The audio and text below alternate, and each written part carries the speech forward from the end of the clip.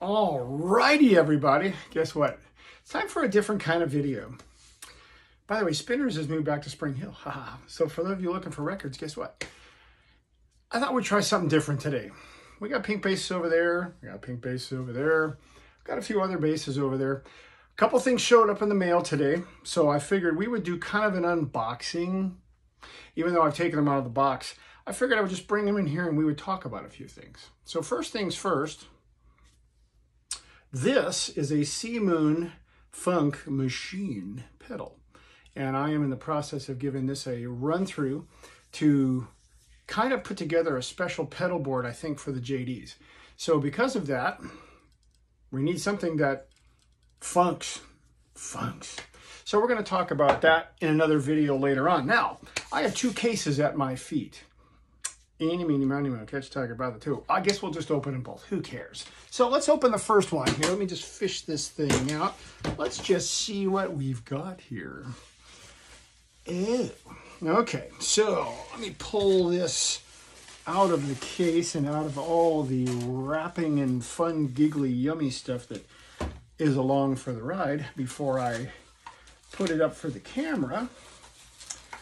This, I can tell you right now, is something that if you can find one of these, you are going to pay out the wazoo for it. Okay, now, knobs. Okay, so we're going to put the knobs aside. Now, let me show you what this is. I'm going to hold it up like this because it is not all put together. But look at what we got here. Okay, yes, a Rickenbacker. But this is a unique Rickenbacker because, see where my first finger is? That's fret number 21. So this is a 21 fret, I believe, January of 1970. January of 1970. Who knew? So this one is going to be available for sale soon. As a matter of fact, what I'm going to do, let me just do this here real quick. Just a moment. We're going to play around some. Okay. So this guitar has a very, very unique story. So we're going to kind of go through the odds and ends of this guitar. All right. So here's what's cool. Let me just show you this. Okay, this is standard Rickenbacker for the backer, Rickenbacker, whatever, for the time. This is standard. This is how they routed. Okay. It does have the sand cast bridge. Now, there's a story with this one, and I'll cover the story a little more in depth in a real full video. But this was found in a crawl space. It was originally maple glow, and it had been down there so long that the finish came off because of the changing temperatures, mold and mildew. So it is literally blank. It used to be maple glow, now it's blank. So this one, I'm debating on what to do with this because I have a couple of options for putting it back together, and it's going to be for sale. It can be purchased as is with what pieces it has, or it can be reassembled and play it and then see what happens.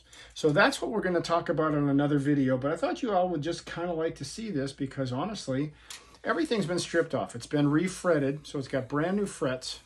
It's actually got a pretty interesting neck shape. It is not like some of the other ones. The 68 that's sitting behind me over here, the neck on it's wafer thin.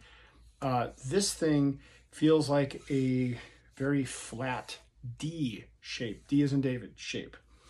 So, you know, we're gonna have some fun with this one. So I'm gonna put this, just kind of put it back here in its place and put it into the case. It comes with a hard shell. Not original because the living in the crawl space, from what I'm told, living in the crawl space also destroyed the case. It destroyed the maple finish. So now, like I said, it's just bare wood. It's ready for a finish. It's ready for whatever color you want. But it is It's pretty stinking cool, actually. And I've only seen one other for sale right now, and that one happens to be like $9,000. So cool, but not cool. So needless to say, we'll cover more about this one as we go. Notice the bald head on the camera? It's more fun that way. All right, let's pull this other one out here. This other one here, let me just slide. Now, this other one is something completely unexpected.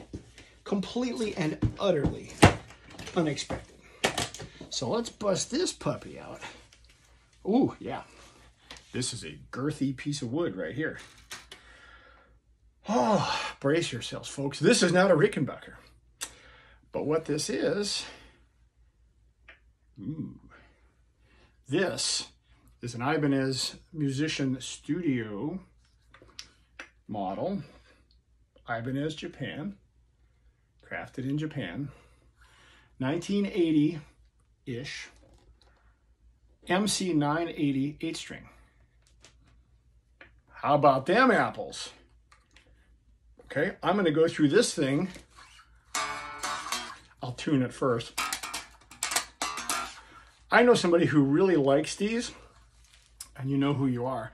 So this one's going to get a full test.